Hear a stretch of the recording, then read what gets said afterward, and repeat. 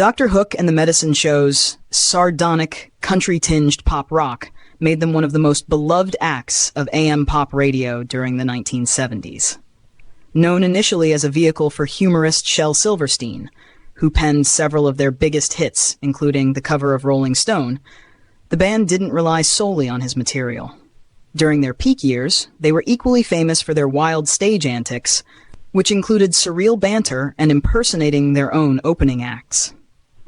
The band formed in Union City, New Jersey, in 1968, when a young singer-songwriter named Dennis LeCourrier teamed up with Ray Sawyer, an Alabama-born country rocker.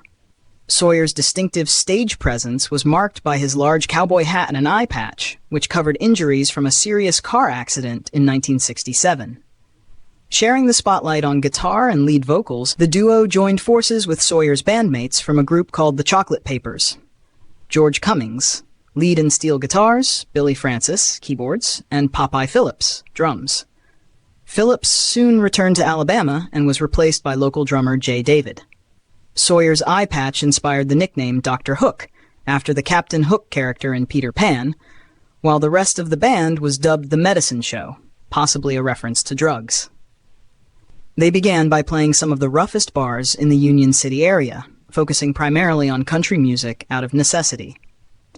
Seeking a better environment, the band recorded demos, and in early 1970, their manager played the tapes for Ron Halfkane, who was the musical director for the film. Who is Harry Kellerman, and why is he saying those terrible things about me?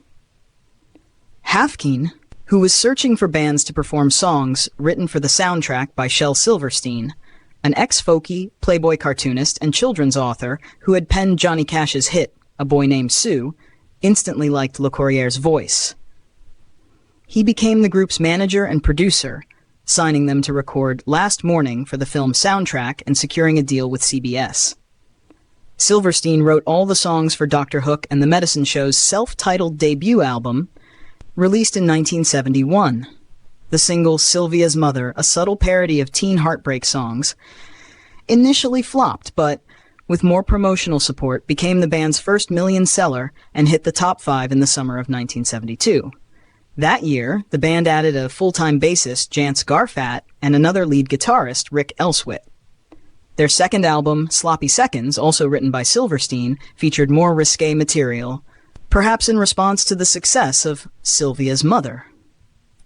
The cover of Rolling Stone, written specifically to get the band featured in the magazine of the same name, became another top 10 hit in early 1973, and Rolling Stone soon fulfilled the band's wish. However, following up proved challenging. Drummer David left the group in 1973 and was replaced by John Wolters. Unfortunately, the title of their next album, Belly Up, was prophetic, and the band filed for bankruptcy in 1974, partly as a way to exit their contract with CBS. Rebranded as Dr. Hook, they signed with Capitol in 1975, debuting with Bankrupt, which featured more original material. A cover of Sam Cooke's Only 16 brought them back to the top 10 in 1976, revitalizing their career. Although Cummings left the band that year, they enjoyed more hits over the next few years, including A Little Bit More. Sharing the Night Together, When You're in Love with a Beautiful Woman, Sexy Eyes. Their 1979 album Pleasure and Pain became their first gold record, solidifying the band's transition into disco-tinged balladeers.